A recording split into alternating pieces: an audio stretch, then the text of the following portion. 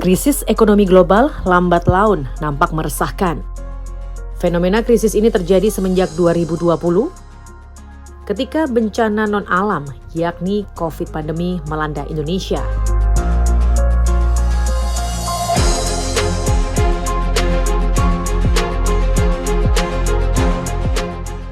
Upaya pemerintah dalam merespons shock mengharapkan sektor perekonomian nasional agar terselamatkan setelah pertumbuhan ekonomi 2025 mengalami penurunan dibanding tahun lalu.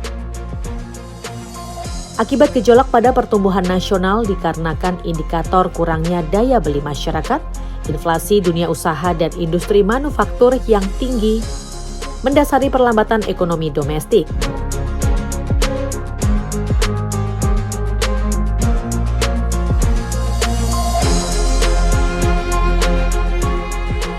Dampak minus sektor perekonomian nasional mengakibatkan pula pada kesenjangan sosial dan dunia usaha maupun eksportir.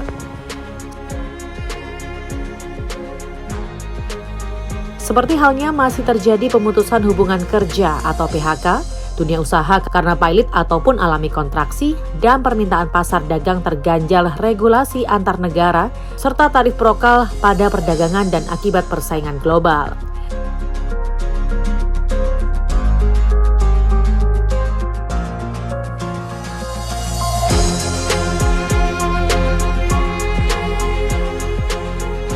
Namun demikian, anggaran komoditas sebagai devisa negara masih menopang dari anggaran pendapatan dan belanja negara atau APBN.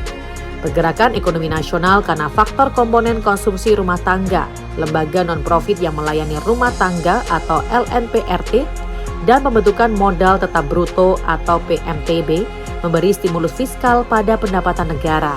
Meskipun hasilnya tidak memuaskan dalam tahun ini dibanding 2024 yang fluktuatif.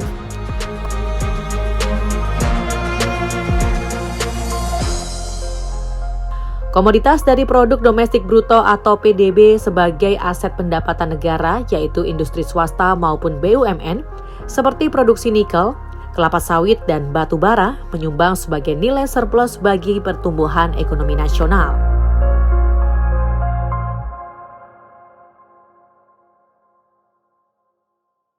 Secara postur, defisit akhir Maret 31 Maret adalah 104,2 triliun.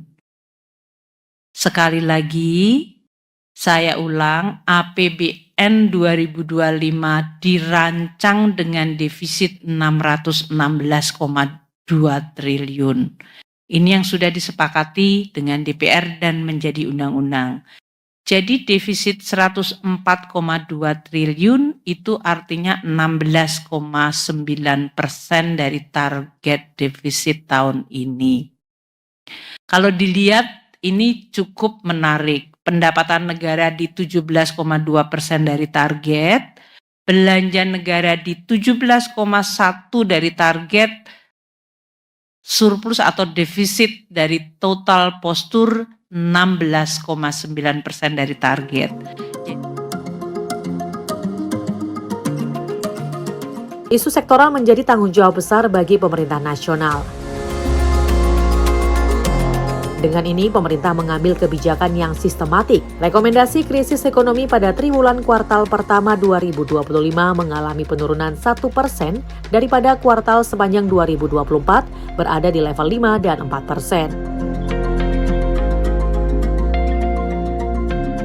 Grid kuartal pertama 2025 ini tidak sesuai target pertumbuhan ekonomi nasional ke depan dapat mencapai 5-8% pertumbuhan ekonomi nasional.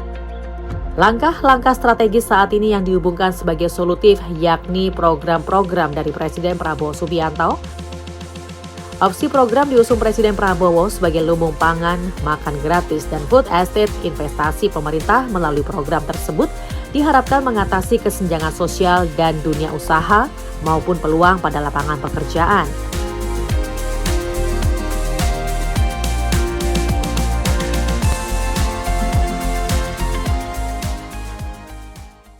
Pertumbuhan kita juga diperkirakan tetap di atas rata-rata dunia.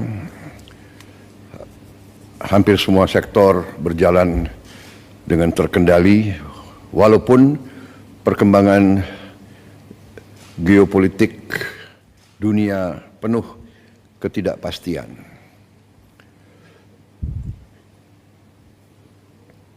Namun ketahanan ekonomi kita cukup tangguh. Pemanfaatan sumber daya alam Indonesia harus dioptimalkan untuk kemakmuran bangsa dan rakyat, baik melalui pembiayaan pembangunan, perputaran uang di dalam negeri, peningkatan cadangan devisa, stabilitas nilai tukar. Selama ini dana devisa hasil ekspor kita, terutama dari sumber daya alam, banyak disimpan di luar negeri, di bank-bank luar negeri. Dalam rangka memperkuat dan memperbesar dampak dari pengelolaan devisa hasil ekspor sumber daya alam, maka pemerintah menetapkan peraturan pemerintah nomor 8 tahun 2025 di mana pokok substansinya adalah sebagai berikut. Pertama, pemerintah menetapkan bahwa kewajiban penempatan devisa hasil ekspor sumber daya alam dalam sistem keuangan Indonesia akan ditingkatkan menjadi 100% dengan jangka waktu 12 bulan dan gas bumi dikecualikan dengan tetap mengacu pada ketentuan PP nomor 36 tahun 2023. Dengan langkah ini di tahun 2025 devisa hasil ekspor kita diperkirakan bertambah sebanyak 80 miliar dolar Amerika. Selain itu, pemerintah juga memberi ruang bagi eksportir untuk tetap menjaga keberlangsungan usahanya dengan mengizinkan para eksportir tersebut menggunakan DHE SDA yang ditempatkan dalam rekening khusus. 2. Program ketahanan pangan dan energi berjalan terus. 3. Optimalisasi pengelolaan BUMN kita melalui konsolidasi ke dalam suatu dana investasi nasional.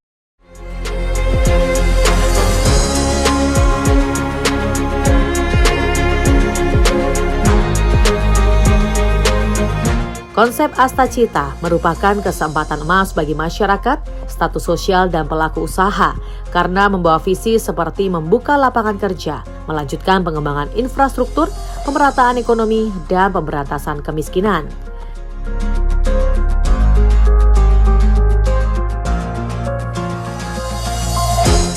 Pada kelangsungan Astacita, program Daya Anagata Nusantara atau Danantara sebagai holding BUMN digagas oleh Prabowo juga memiliki fungsi mengelola anggaran negara melalui APBN dan sumber-sumber lain.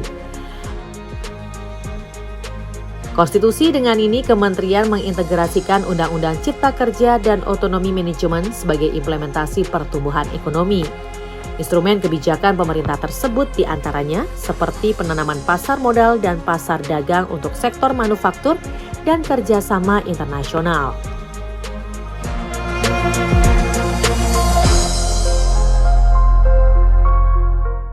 Revitalisasi sebagai bentuk upaya pemerintah untuk mendorong pertumbuhan ekonomi nasional. Aspek stimulus ekonomi seperti investasi dan intensif dari pemerintah dengan anggaran APBN mendorong bagi sektoral dan potensial tersebut untuk pertumbuhan ekonomi nasional. Tantangan pada krisis ekonomi yang harus dilampaui masyarakat dan pemerintah akibat industri manufaktur mengalami perubahan daya beli dari status kalangan masyarakat bawah menjadi kalangan masyarakat menengah. Indikator akibat krisis moneter dan ekonomi dikarenakan pada krisis ekonomi tahun ini terjadi banyak pengangguran hingga mencapai 8,3 ribu juta per Februari 2025 dan perusahaan lebih memilih tenaga kerja dari outsourcing.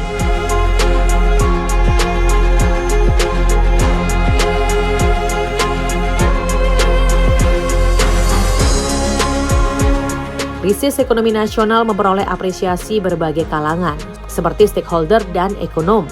Pada perspektif pengamat ekonomi menilai, bila masalah efisiensi anggaran APBD pada sektoral menjadi prioritas mengurangi dampak krisis ekonomi.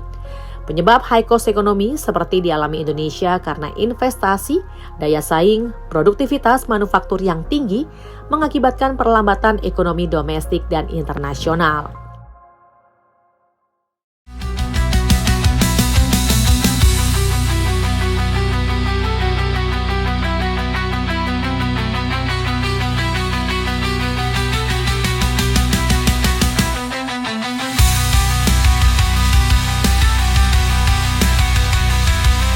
Hambatan pertumbuhan ekonomi Indonesia dikarenakan oleh kebijakan mitra dagang internasional seperti tarif resiprokal untuk sejumlah negara. Tarif resiprokal mencapai 32% dan berlaku sejak 29 April 2025 untuk Indonesia, menjadikan produksi nasional serta pertumbuhan ekspor mengalami penurunan.